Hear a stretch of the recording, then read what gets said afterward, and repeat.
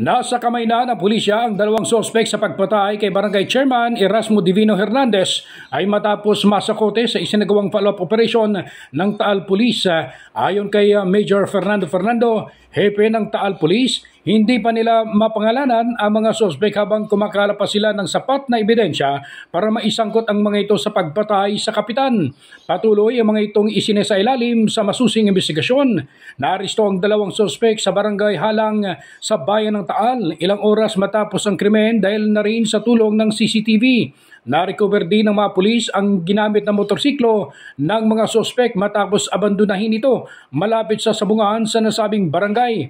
Nitong Martes ay pinagbabaril si Kapitan Hernandez ng Barangay Poblacion Zone 10 habang nakaupo sa harap ng kanilang barangay hall bandang alas 7:20 ng umaga noong Martes.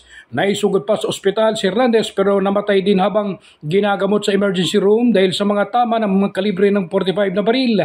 Ayon kay Major Fernando, nakatakdang magbigay ng official statement ang Special Investigation Task Group Hernandez pagkatapos ng isinasagawang investigasyon sa dalawang sospek. Si Hernandez ay re-electionista bilang kapitan sa darating na barangay at SK election. Ronda balita mula sa lalawigan ng Batangas. Ako si Che Arnarit, naghahatid ng mahalagang impormasyon at balitang totoo.